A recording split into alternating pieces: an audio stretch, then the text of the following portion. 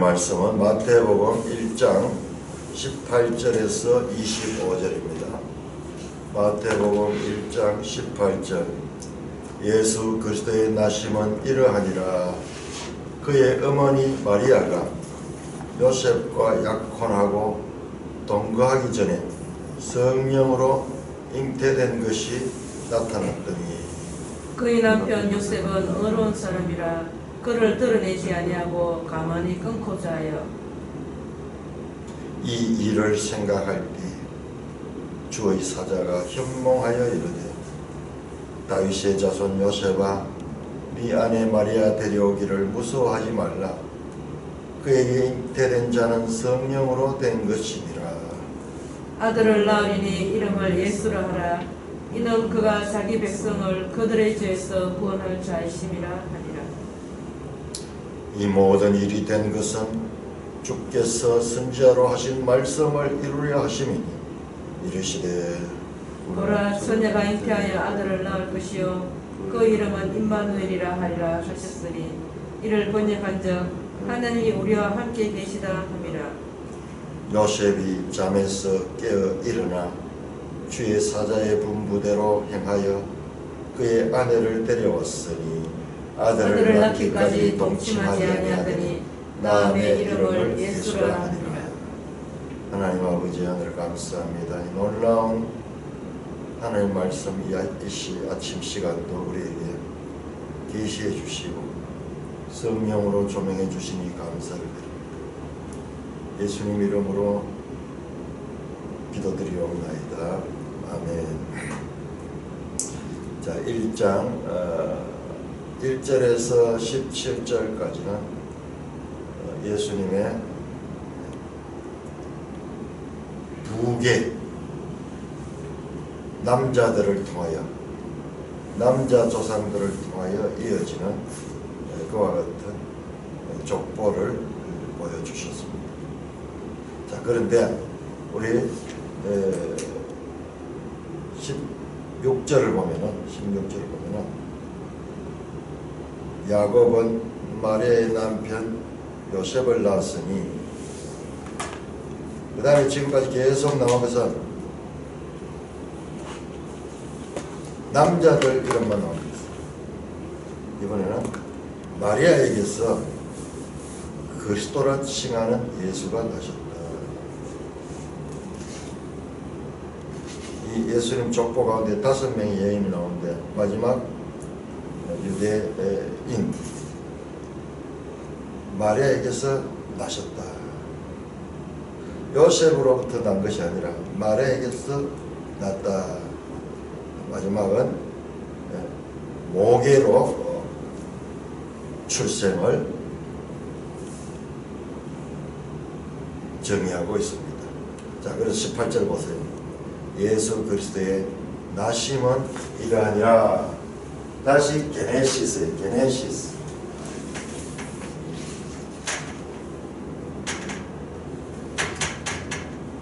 게네시스. 영어로 지네시스. 지네시스. 창세기 관점에 시작 또는 족보라고도 번역할 수 있습니다. 족보라고. 예수님의 출생, 예수님의 기원은 이러하니라 그러면서 이어진 내용 가운데 어떻게 출생했는가. 자, 1장 1절에서 7절까지는 저 아브라함으로부터 시작해서 요셉 그리고 마리아를 통한 예수 그리스도의 육적인 그와 같은 기원을 보여준다 하면은 이제 18절에서 25절까지는 그 육적인 기원과 아무 관계없는 일. 예수님은 그런 육적인 기원 족보를 쭉 나열했지만 실제로 그거하고는 무관한 것으로 지금 알려줍니다. 어떻게 낳느냐? 그의 어머니 마리아가 요셉과 약혼하고 동거하기 전에 성령으로 잉태됐다. 그러면 왜 앞에서 그 족보를 쭉 나열할 이유가 아무도 없잖아요. 예수님은 성령으로 잉태됐다. 자, 이것이 어떻게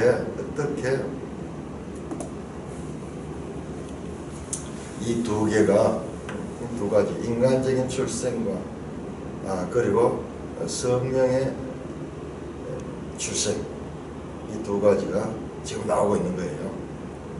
그런 족보가 필요 없어요. 자, 그러면 왜 그 족보가 있었는가? 나중에 한번 살펴보기로 하고, 예수님은 성령으로 잉태됐다.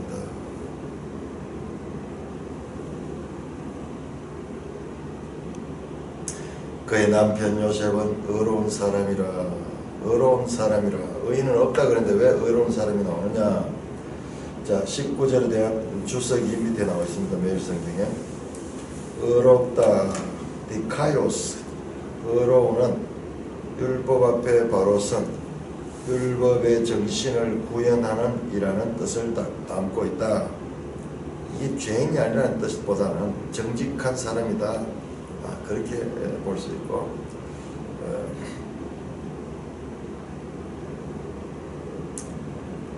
사려 깊은 사람이다.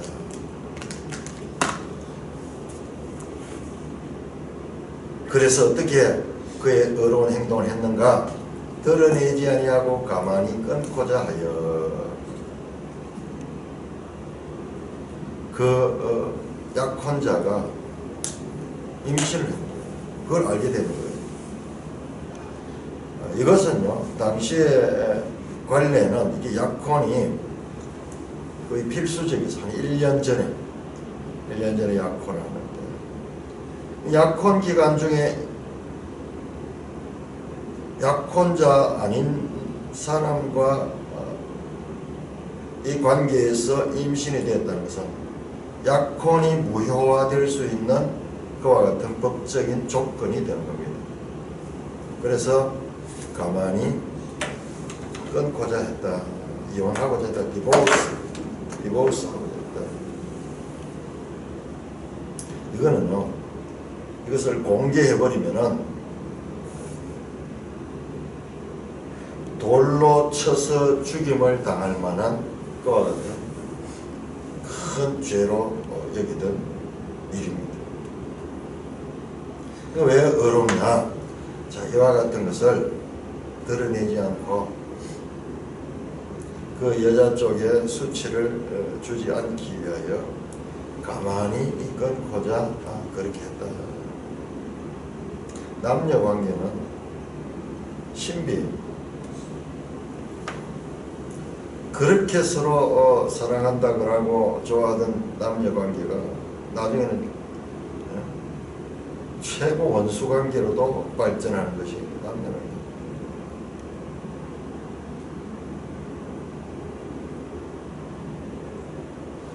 요셉은 의로운 사람이었습니다. 가만히 끊고자 했다. 이것을 드러내지 않고 덮어주고 약간 관계는 끊고자 했습니다. 이 일을 생각할 때에 주의 사자가 현몽하여 이르되 다윗의 자손 요셉아 네 아내 마리아 데려오기를 무서워한다. 그에게 잉태된 자는 성령으로 된 것이라. 자, 인간적으로도 요셉이 이렇게 어려운 생각을 가지고 어떻게 이 약혼녀에게도 상처를 주지 않고 이 문제를 잘 해결할 수 있을까? 이것은 드러내지 않고 조용히 이혼하는 것이다. 그렇게 생각하고 그걸 실행하고자 할 때 이 일을 생각할 때 주의 사자 아겔로스 천사입니다. 천사가 현몽하여 이르되 다윗의 자손 요셉아 네 아내 마리아 데려오를 무슨하나. 천사가 말하는 다윗의 자손 요셉이다. 자, 우리 1장 1절에서 17절에 나오는 예수님의 족보는 다윗 중심이라 했는 것이 여기서 또 확인됩니다. 다윗과 아브라함의 예수 그리스도 다윗과 아브라함의 후손 원어에는 그렇게 출발됐다는 거죠. 다윗의 자손 요셉.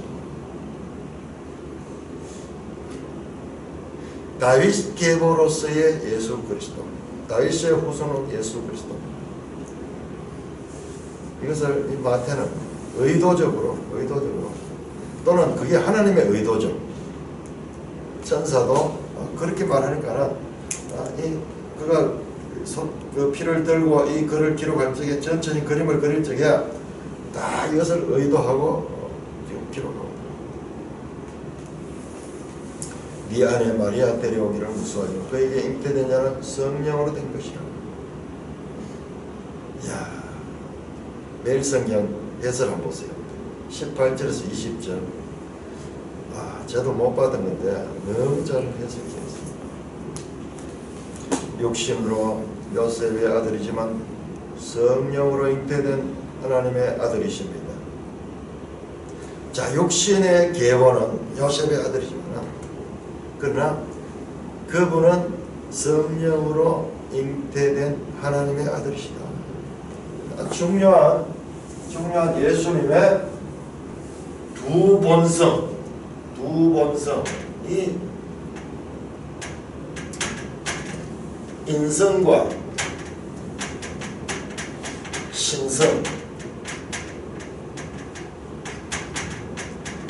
이게 초대교회는요, 나중에는 이게 중요한 신학적 주제가 됩니다. 예수님은 가짜 인간이 아니고 참 인간이에요. 그러면서도 또 하나님이십니다. 이 두 본성 교리는 이 자체는 별 문제가 안 되는데 기독교 교리를 정립해 나간 데 있어 가지고 계속 문제가 되기 때문에 그래서 3세기 4세기경에 이 부분에 대한 깊은 신학적 논쟁이 있고 그래서 나중에 삼위일체 개념도 정리가 되고 이렇게 하는데요. 이게 정리가 안 되면 나중에 신학적으로 전개하는데 되게 혼란스러워요.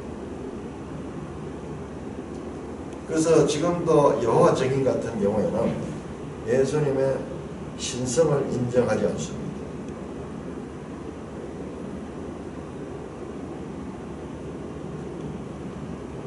그 삼위일체를 인정하지 않죠. 그들 이야기 들어보면요, 더 성경적인 것 같아요. 그것이. 근데 우리가 앞에서 봤듯이 특히 이 요한문서에서 자, 이 부분을 어떻게 해석되나 우리 여기서 한번 보죠. 자, 이거를 창세기 1장에다 지금 연결시킵니다. 자, 창세기 1장 한번 보죠. 창세기 1장. 자, 우리가 봤잖아요. 신약 성경의 출발점인 마태복음도 게네시스로 출발이 될까? 게네시스. 그래서 이 성경의 구약 성경 출발이 창세기인데 지금 이게 같잖아요. 마태복음의 출발도 게네시스, 예수님의 족보고, 그 다음에 다시 1장 18절에도 예수님의 나심, 게네시스에 돼요. 자, 1절에 17절은 육적인 나심, 그리고 18절에서 이어지는 내용들은 이제 성령으로 나심,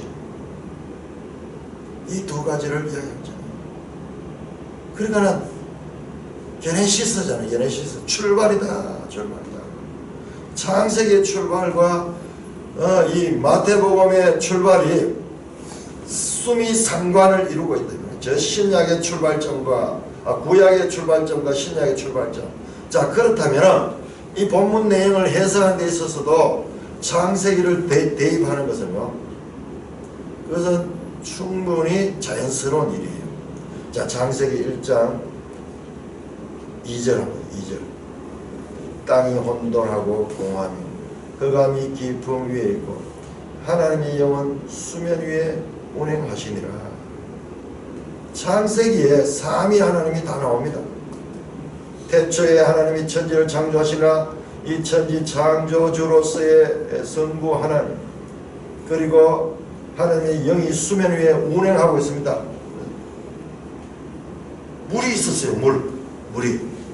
물은 피조물이 아니, 너무 신비하죠. 물이 선재하고 있었어요. 그런데 그 수면 위에 하나님의 영이 쫙 하고 있는 거예요. 그 다음에 빛이 있으라. 말씀이 있습니다. 말씀 하시니까는 그대로 되었습니다. 말씀이신 성자. 그래서 창세기 1장 26절을 보시면은 하나님이 이르시되 우리의 형상을 따라 우리의 모양대로 우리가 사람을 만들고, 그러면서 하나님 스스로가 지금 여러분이에요. 복수예요, 복수. 하나님이 회의하는 장면이 나옵니다. 자, 우리가 이렇게 하면 어떻겠느냐. 이 삼위 하나님의 존재가 창세기 출발의 시작이 됩니다. 하나님의 영이 수면 위에 운행했다.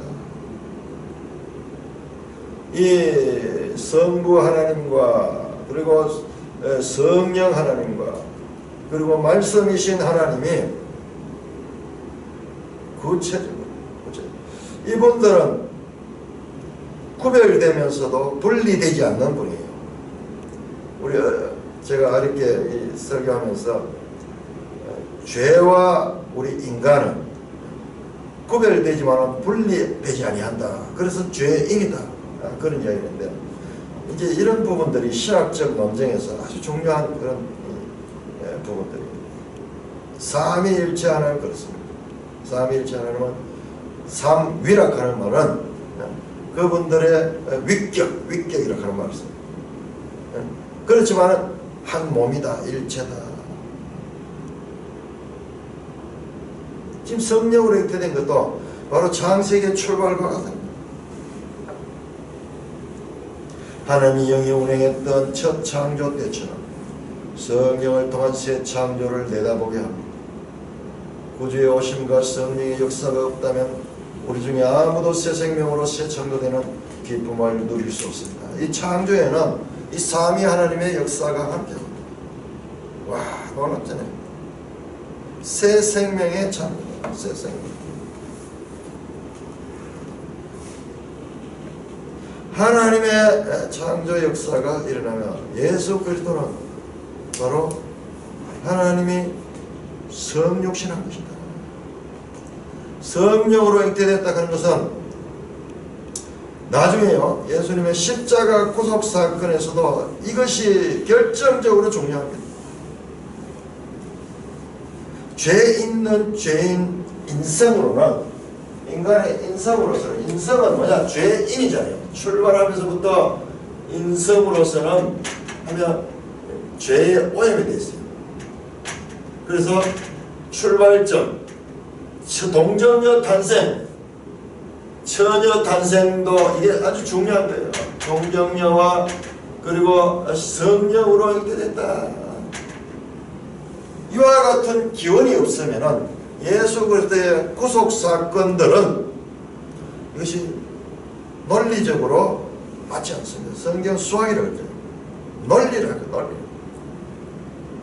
전혀 비논리 같지만은 논리입니다. 성령으로 잉태됐다. 천지 이 창조할 때 그 하나님의 역사가 지금 예수 그리스도 안에서 이루어지고 있습니다. 이와 같은 사건을 천사가 개입돼서 요셉에게 알려줍니다. 아들을 낳으니 이름을 예수라 하라. 예수와 구약이 나오는 바로 그 여호수아 또는 호세아 전부 다 이 같은 아들을 낳은 이름을 예수라. 이는 왜 예수라고 하는 것은 구원이라는 뜻인데 그가 자기 백성을 그들의 죄에서 구원할 자이십니다. 죄에서 구원할 자. 구주다. 자기 백성, 자기 백성이라는 말은 간접적으로 나라를 의미하잖아요. 나라. 그럼 누구냐? 그 예수는 그 나라의 왕이고 자기 백성은 이 세상의 이 인생들이다.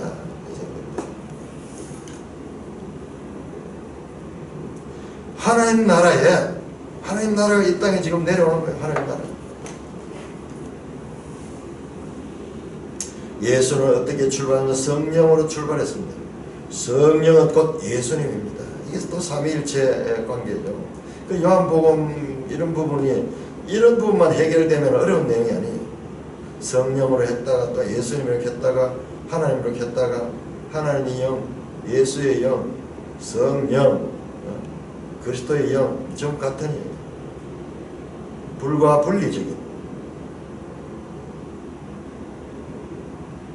일체성을 가지는 예수 그리스도. 그 자신이 먼저 성령으로 출발합니다.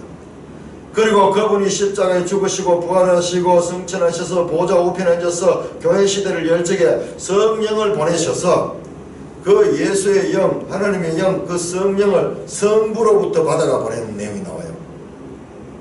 그게 아주 중요합니다. 그게.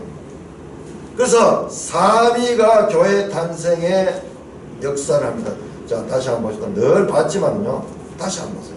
사도행전 2장 보세요.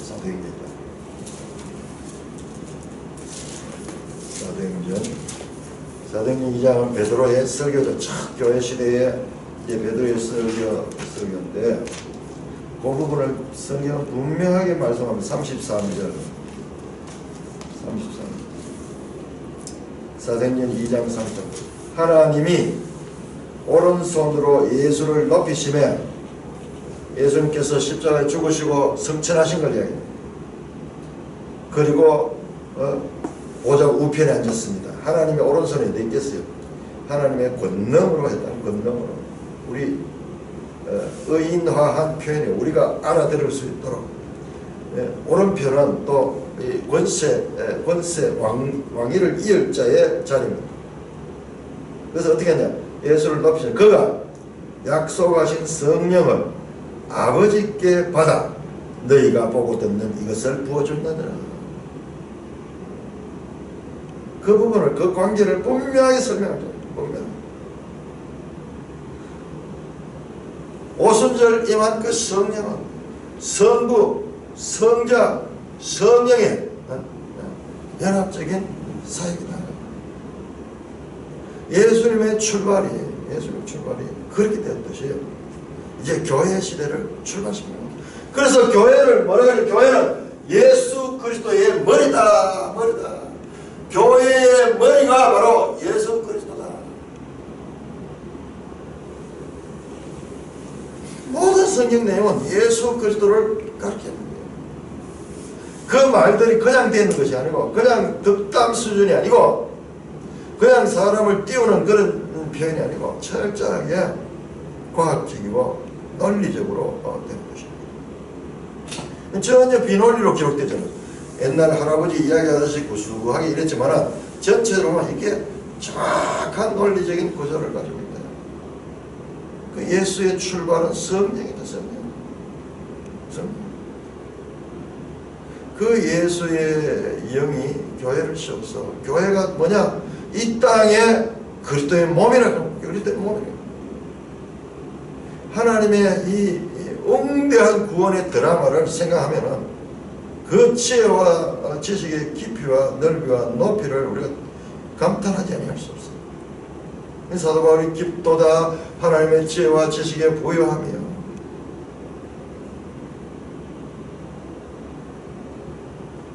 근데 우리는 성령에 대해서 얼마나 오해를 이게 사탄의 역사예요. 사탄이 강력하게 성령을 하면 자가 신비적인 어떤 그런 능력 이런 것으로 우리에게 각인시켜버립니다. 그 성령의 역사 가운데 특별한 한 부분인데, 자, 성령인데 그의 백성을 그들의 죄에서 구원할 자다. 자, 죄라는 단어가 나옵니다. 죄. 이 근원적인 죄냐, 근원적인 죄. 하말티아, 하말티아. 예수 그리스도는 죄 문제를 해결하는 겁니다.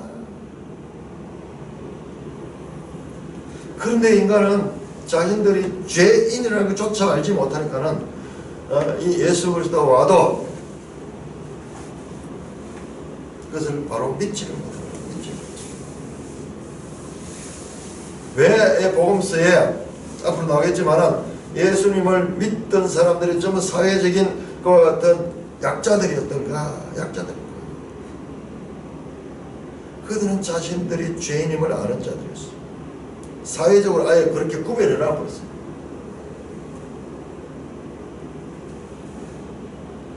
그러나 조금 있다고 하는 자들, 안다고 하는 자들은 자기들이 의인이라고 생각해요. 그러니까 예수 그리스도를 배척합니다. 예수님과 성령의 관계, 성령과 예수님의 상호 내주적, 분리적 관계를 우리는 여기서 출발부터 발견합니다. 그리고 죄 문제. 보세요.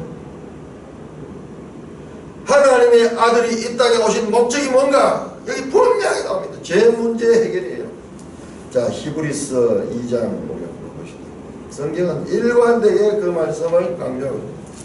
히브리서 2장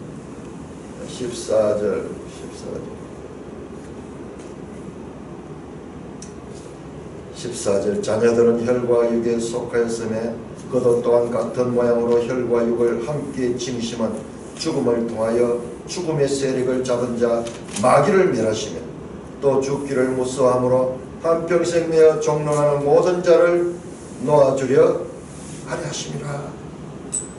죄인 되어서 죄의 결과 사망이 이 모든 이 세상을 지배하고 있습니다. 죽음의 세력을 가지고 다 지배하는 그 사망의 원인자인 마귀를 멸하십니다. 인류에게 죄로 끌어들였던 그 마귀, 그 문제의 근원을 해결하기 위하여 예수 그리스도가 왔다. 같은 이야기잖아. 죄에서 구원할 자나 마귀에 매여 사망에 종된 자를 그 원인을 멸하러 왔다. 이 마귀를 멸하게 되면은 그 사망도 따라 멸하게 되고 그리고 죄도 없어지게 되는 것입니다. 요한일서 3장 요한일서 3장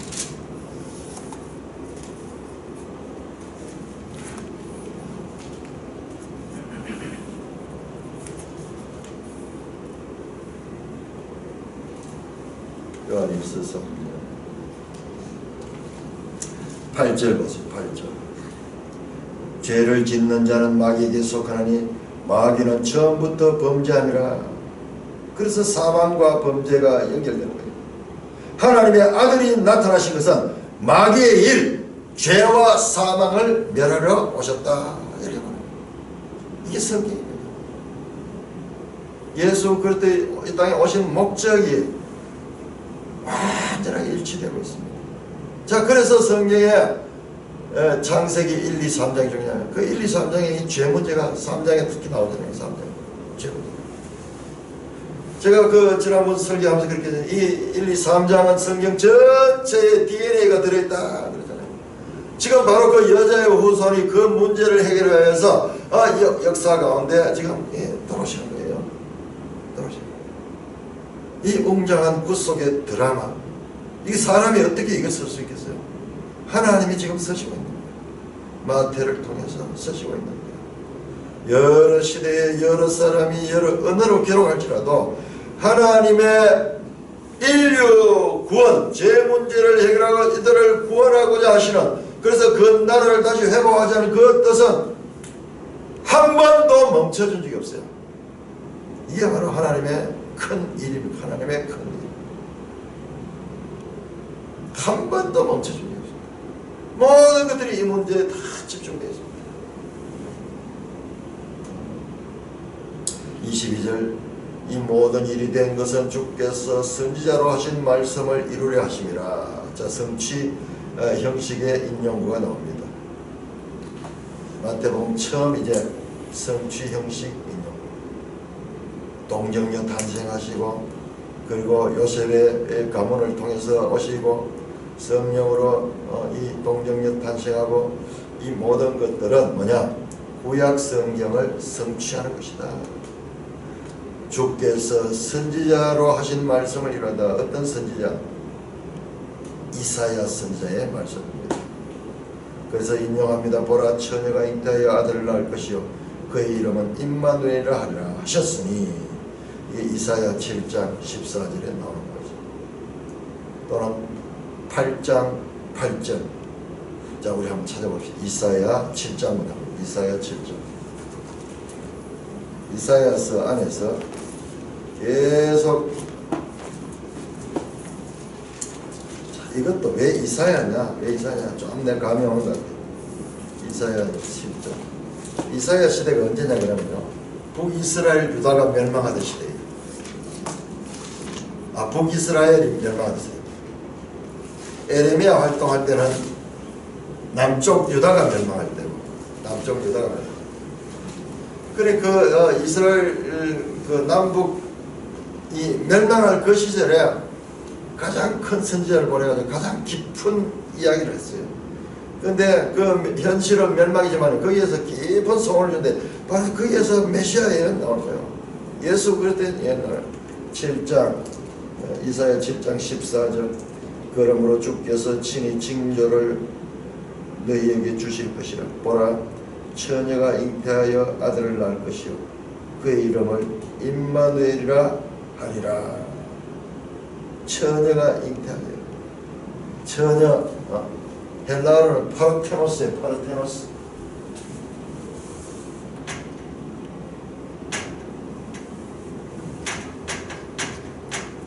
파르테노스. 바로 그러면 파르테논 신전이죠. 파르테논 신전.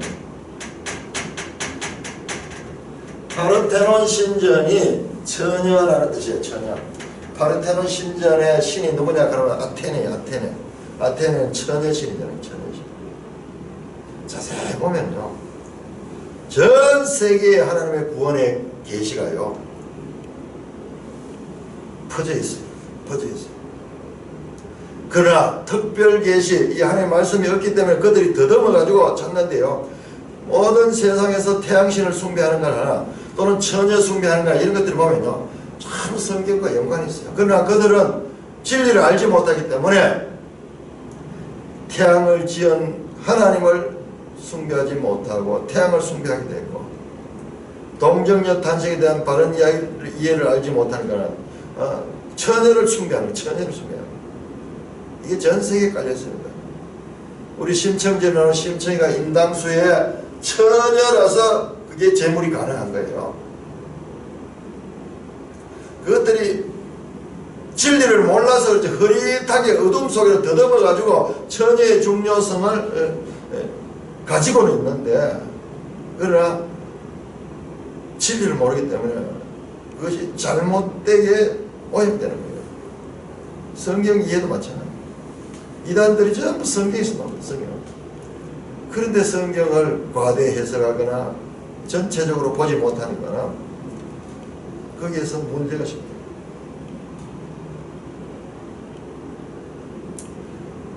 처녀가 잉태하여 아들을 낳을 그 이름을 임마누엘이라. 자, 이사야 8장 8절. 이사야 8장. 홀로 유다에 들어가서 가득하여 목에까지 미치라. 임마누엘이여 그의 펴는 날개가 이 땅에 가득하리라. 9장 6절에서 7절. 이는 한 아기가 우리에게 낳고 한 아들이 우리에게 주신 바 되었는데 그의 어깨에는 정사를 메었고 그의 이름은 기묘자고 모사고 전능하신 하나님이라. 이 아기가 하나님이래요. 이 아기는요 지혜자예요. 지혜. 모사하는 아주 가장 지혜로운 자예요. 어깨에는 정사를 메웠고 모든 이 세상의 이 정치적인 그와 같은 일들 하나님의 정치예요. 지금 하나님의 나라를 해봐. 그 이름은 전능하신 하나님, 현존하는 아버지라. 와, 이거 보세요. 전능 아기가 전능하신 하나님이고 아버지고 평강의 왕이다. 그 정사와 평강의 담이 무경하며 다윗의 왕자와 그의 나라에 군림하며 그의 나라를 굳게 세우고 지금 이후로 영원히 정의와 공의로 그것을 보존할지다.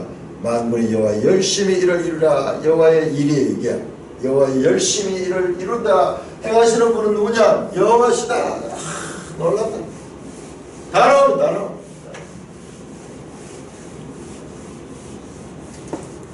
삼일체도 나오고 그 나라의 왕으로 오시는. 그래서 옛날에 유명한 이 영화가 있어요. 왕중왕. 우리나라 역사를 보면 참 신기해요. 우리가 미국으로부터 영화를 수입을 한대. 그래서 한국인들은요, 소돔과 고모라, 왕중왕, 벤허, 그 다음에 기적하고 이런 영화들 전부 이 성경 이야기. 기독교적인 그런 내용이에요. 그 왕중왕 10개, 이게 베스트셀러였어요. 그럼 우리도 모르는 사이에 이 기독교 문화가 이 땅에 쫙 심어져 있는 거죠. 그 당시에 영화가 가지는 영향력을 말도 못합니다. 기껏 라디오 듣던 시절에 이 영화관에 그런 영화를 보지 않는 사람이 없을 정도로 우리도 모르는 사이에 하나님의 이 구원의 역사가 이 한반도에 임할 적이야. 그 영화라는 그와 같은 이 도구를 통해 가지고 그렇게 임했는 거예요. 전부 베스트셀러 쉽게 가는 영화도 유명한 왕중왕, 기적, 벤허. 우리 한국 사람 모를 사람이 없을 정도로 이런 내용들이 전부 이 복음입니다. 임마누엘이라. 임마누엘. 한번 히브리어 한번 써볼게요. 임칼리 여기 아인이거든요. 여기 맴. 임마누.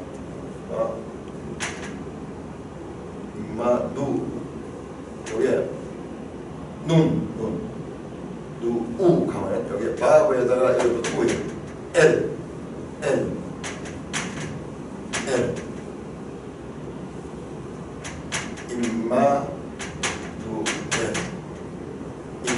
임마가는 함께하다 L 가면 하나님이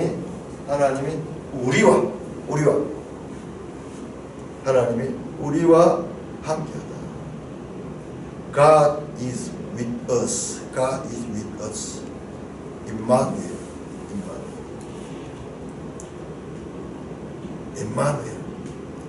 야, 이사야서를 보니까 너무 놀랍습니다. 이사야 11장 1절 2절. 이사야 11장 1절. 이새의 줄기에서 한 싹이 나며 그 뿌리에서 가지가 나서 결실할 것이요 그 위에 여호와의 영 곧 지혜와 총명의 영 이와 모략의 재능의 영이요 지식과 여호와를 경외하는 영이 강림하시리니. 할렐루야. 성령으로 임하시리니. 마태복음 출발이 이는 주께서 선지자로 하신 말씀을 이루려 하심이라.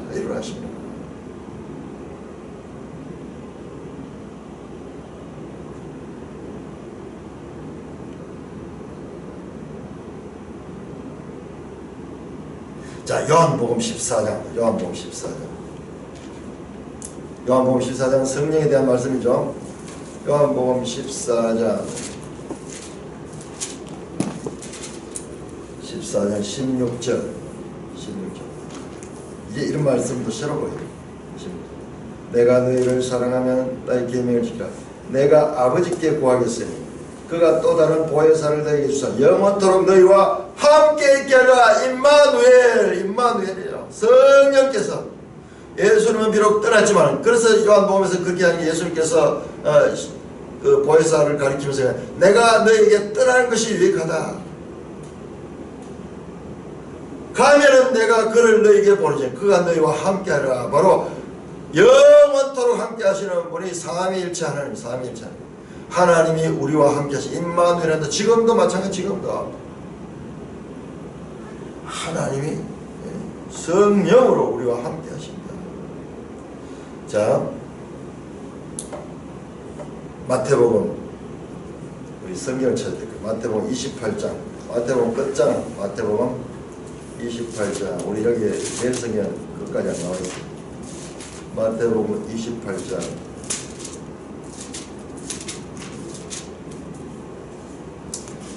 20절 마지막 절입니다. 마지막 절. 내가 세상 끝날까지 항상 너희와 함께 있으리라. 항상 세상 끝날까지 항상. 아니 예수님 십자가에 달려 돌아가시고 성천해 버렸습니다. 아니 성령으로 오셨어. 성령으로 오셨어. 항상 세상 끝날까지. 이게 교회 시대입니다. 교회 시대. 항상 우리와 함께 하신다. 자, 이게 56쪽 한번 찾아보세요. 56쪽 매일 성경 56쪽 매일 성경 56쪽 중간에 보면은 수미상관에 대해서 나와요. 수미상관 3번 매일 성경 56쪽 왼쪽 편에 1번, 2번, 3번의 문학적 특징 가운데 3번 수미상관 머리와 꼬리가 서로 연결되는 이것은 문단이나 책 전체의 시작과 끝을 비롯한 표현으로 묶어서 본문 주제를 쉽게 파악할 수 있도록 돕는 겁니다. 예를 들어 마태는 복음서 전체를 임마누엘의 내용으로 감상한다. 우리 지금 확인하고 왔잖아요. 마지막과 그리고 이 출발이 하나님과 함께 하신다. 이렇게 감사하고 있습니다. 감사합니다. 이게 더 크게 보면요. 더 크게 보니까 저 요한복음까지 연결되네요. 하나님이 우리와 함께 하십니다. 어떻게 우리와 함께 우리를 성전 삼고 우리를 성전 삼고 성령이 거하신다. 사도 바울의 이야기로 연결되잖아요. 쭉 연결되죠. 24절입니다. 요셉이 잠에서 깨어나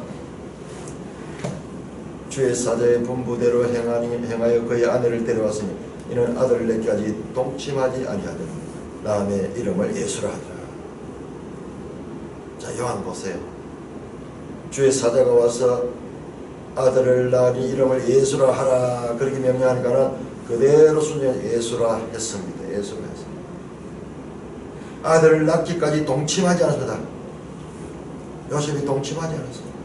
처녀 탄생에 대한 강조가 지금 이 본문에서 지금 나타나고 있습니다.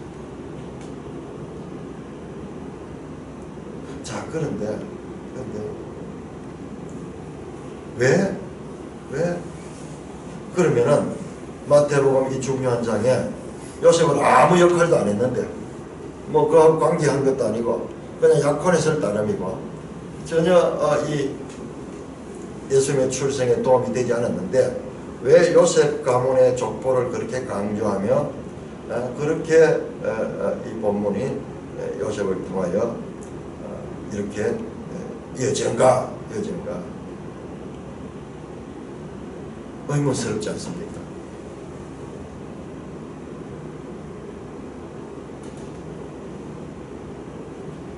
이것은 요셉이 혈연적으로는 아무 관계없지만요. 그러나 그 요셉은 예수님과 깊은 관계를 가지고 있습니다. 자, 우리 책 한번 보세요. 책. 매일 성경 보시면은 매일 성경 표지를 뜯기면은 책 속에 나옵니다. 아래 편에는 내 편의 조상 한 분의 예수라는 책 속에 나옵니다. 이 책들이 참 성경을 이제 바르게 보는 그 가르치는 성경 신학적인 내용들이에요. 왜 복음서가 4개가 되어 있는가? 실제적으로 요셉은 아무 관계 없잖아요. 실제적으로 그냥 헛개비잖아요. 근데 누가복음을 보면은 마리아의 출생을 가리킵니다. 자, 누가복음 1장 한번 찾아보세요. 누가복음 1장.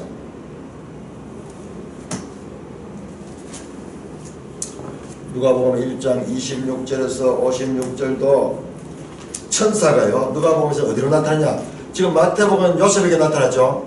누가복음에는 요셉 안 나옵니다. 누가복음에는 마리아에게 나타나요. 마리아에게.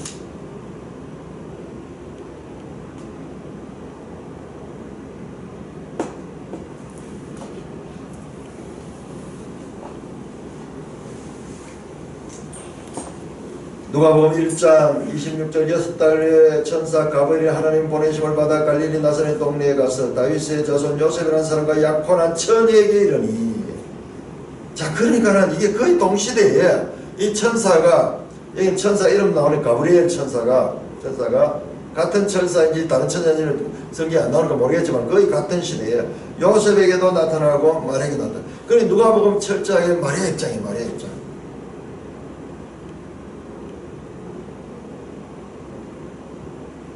35절에 천사가 대답하여 이르 성령이 내게 임하시고 지극히 높으신 하나님의 능력이 너를 덮으시니 이러므로 나실 바 거룩한 이는 하나님의 아들이라 그러지라.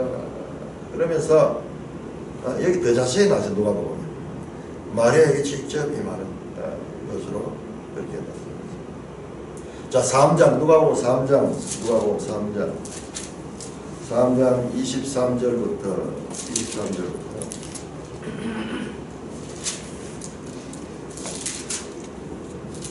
3장 23절에서 38절까지는 예수님의 족보가 나옵니다. 족보. 자, 우리 지난번에 봤죠. 거꾸로 올라간다. 마태복음은 순서 저 조상에서부터 아브라함에서부터 내려왔지만은 누가복음은 요셉으로부터 시작해가지고 저 위에 아담까지 38절에 아담까지 그 위로 하나님까지 이어집니다. 이것도 지금 족보 서술 방법도 다르고 그리고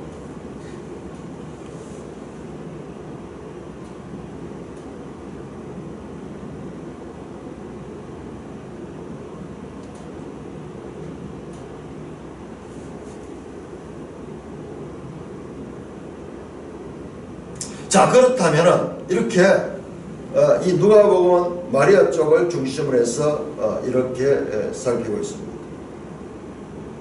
그리고 여기에 나오는 그러면 요셉의 위는 헬리오, 그 위는 마따시오, 그 위는 레이오. 이거 보면 마태복음은 달라요.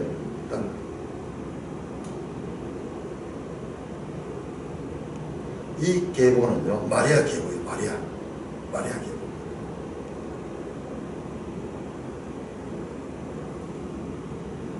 자, 그래서 지금 마태와 누가는 한 분 예수를 표현하는데 이 다른 각도에서 접근하거든요. 그래서 그 아까 책 제목 봐도 이제 야, 저런 책이 얼마나 중요한가 알겠죠. 한 분 예수.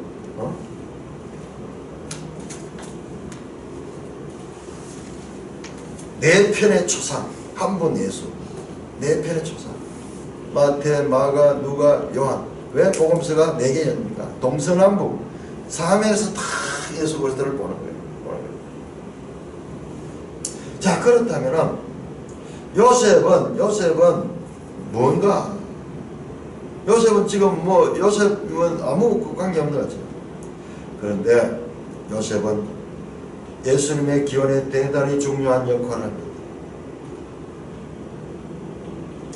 첫째로 요셉은 예수님을 다윗의 자손이라고 불릴 수 있는 중요한 신학적 기반을 제공합니다. 예수 그리스도는 다윗의 자손이다. 또한 요셉은 예수님께서 사회적으로 살아가는 데 있어서도 이 법적인 울타리를 제공합니다. 만약 요셉이 없었다 하면 이 동정녀 탄생은 드러났기 사생아가 되어가지고 사람들에게 돌로 맞아 죽을 수도 있는 것 같은데 요셉이 그 예수 그리스도를 보호합니다. 요셉과 예수님의 이러한 신학적인 법적인 관계는 마리아와 예수님의 육체적인 관계 못지않게 아니 어쩌면 그것을 능가할 정도로 매우 중요합니다. 다윗의 자손을 통한 메시아의 오심을 이루는데 요셉의 역할이 결정적입니다. 요셉이 없는 마리아는 그것을 이루지 못해요. 비록 마리아의 몸을 통해서 낳지만은 요셉의 역할도 그렇게 중요하다.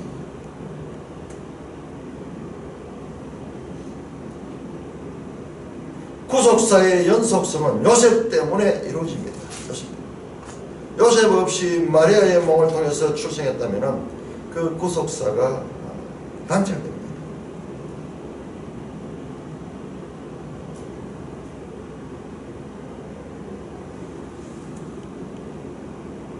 아들을 낳기까지 동침하지 않았다. 요셉도 어려운 사람이에요. 요셉이 어려운 사람. 자, 하나님께서 이렇게 마리아와 요셉이라는 사람을 통해서 이 사람 인간적인 아무런 역할이 없잖아요. 그냥 성령이 하나님께서 하신 거잖아요. 그럼에도 불구하고 이 사람들이 어려운 사람이었고 믿음의 사람이었습니다. 믿음의 사람. 하나님은 하나님 마음대로 돌들을 가지고도 사람을 만들 수 있고 돌들을 가지고도 구원할 수 있지만은 그러나 하나님이 사람의 역할들을 무시하고 있지 않습니다.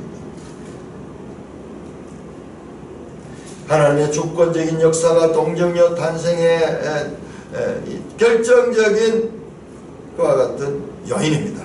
그럼에도 불구하고 요셉이나 마리아라는 사람들의 책임적인 행동도 중요한 것을 보여줍니다. 그들이 믿음으로 수납했어요. 그 천사의 말을 믿음으로 수납하고 순종했어요. 마리아도 마찬가지예요. 마리아도 얼마나 우리가 너무 익숙해 있어가지고 그렇지 현실적으로 이런 일을 당했던 경우에 얼마나 이게 순종하기 힘들겠어요. 믿음으로 순종하기 힘들었죠.